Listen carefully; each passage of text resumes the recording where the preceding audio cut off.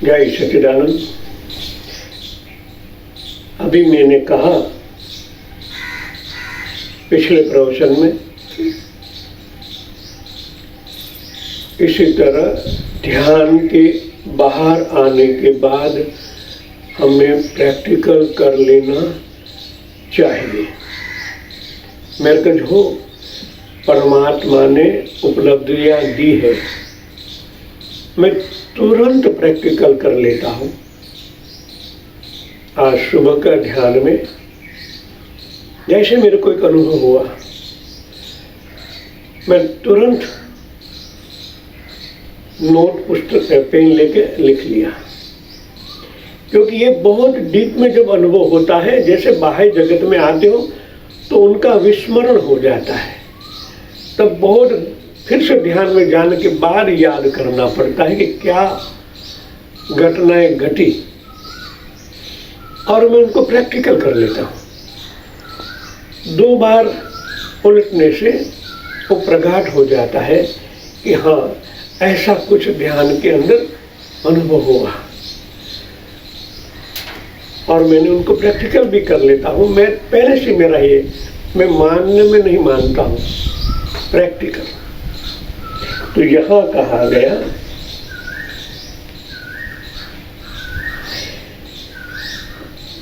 जो वृक्ष है, जितनी जड़ें उनकी पृथ्वी में, जमीन में उतर गई है, वो वृक्ष का बाह्य जगत कुछ नहीं बिगाड़ सकता।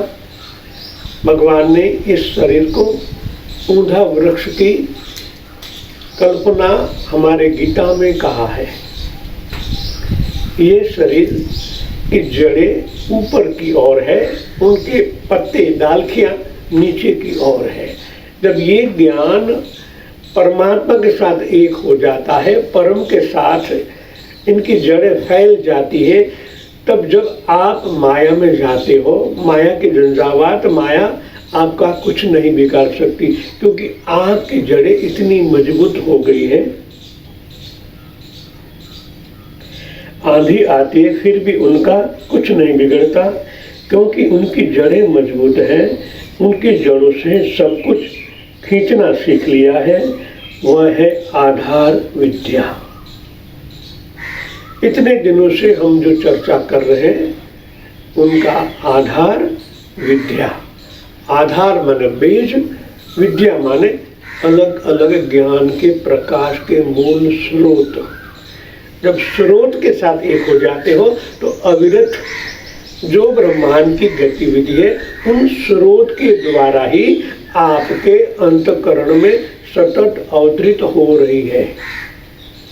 जो होने वाला है, जो हो गया है, और वर्तमान जो हो रहा है, इस अमीरस के द्वारा ही आपको ज्ञान प्राप्त होता रहता है।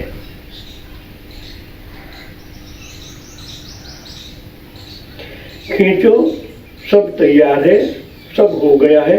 हड्डियां में जब अत्र पक गया है, हड्डियां यानी बर्तन, हड्डियां मानी हाथ की नहीं, अस्थियां नहीं, बर्तन जिसके अंदर अमृत रस है। अमृत रस कहाँ है? आपके मणिपुर चक्र में।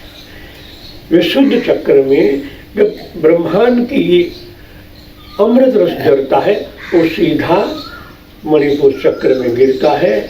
मणिपुर चक्र में 72,000 नाड़ियां हैं, इनके द्वारा पूरे शरीर में अमृत रस फैलता है, और इनके द्वारा ये पेड़ हरा भरा रहता है। ये अमृतत्व की बात है। आपके प्राण के साथ वो परमानेंट जुड़ गया है।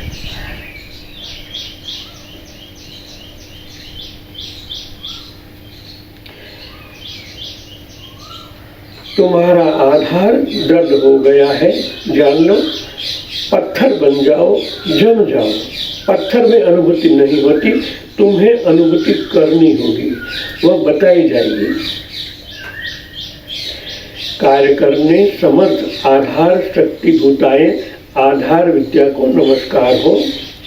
इस अखिल चराचर जगत का जो स्पंदन करते हुए ज्ञान में भी भर देती है और जो समस्त चराचर को परिपुष्ट करती रहती है, उस शक्ति को नमस्कार हो। एक बार उनको याद कर लेना है।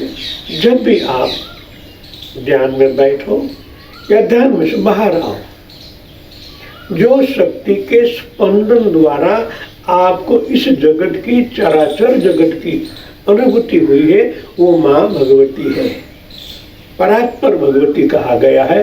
तो उनको ज्ञान में जाते समय भी याद करना है और ध्यान में से बाहर आते समय भी उनको याद करना है, क्योंकि यही एक ज्ञान है जो माँ भगवती आपको परमानेंट कनेक्शन कर देती है। बाह्य जगत को जानना हो तो यही शक्तियाँ, इनकी स्पंदना के द्वारा ही आप जानते हो। अंतर जगत में जाना हो तो भी यही शक्तियाँ हैं, परात्पर माँ भगवती कि जो उद्भव स्पंदनाएं हैं, इनके द्वारा इस ब्रह्मांड, यत पिंडे तत् ब्रह्मांड के नाते अब ये छोटा ब्रह्मांड उनकी ही प्रतिकृति है, उनको भी जानना हो तो ही माँ भगवती का आसरा लेना पड़ता है। हम इसलिए आपको सूत्र दिया है गणेश। गणेश त्रिगुणात्मक शक्ति के गुरु के जगत नियंता है। बाद में गुरुवर कहते हैं। गुरु प्रकाश है जो आपको उनके साथ जोड़ देता है। जैसा कनेक्शन होता है तभी आप अंतर जगत हो या बाह्य जगत हो, आपको अनुभूति होने लगती है।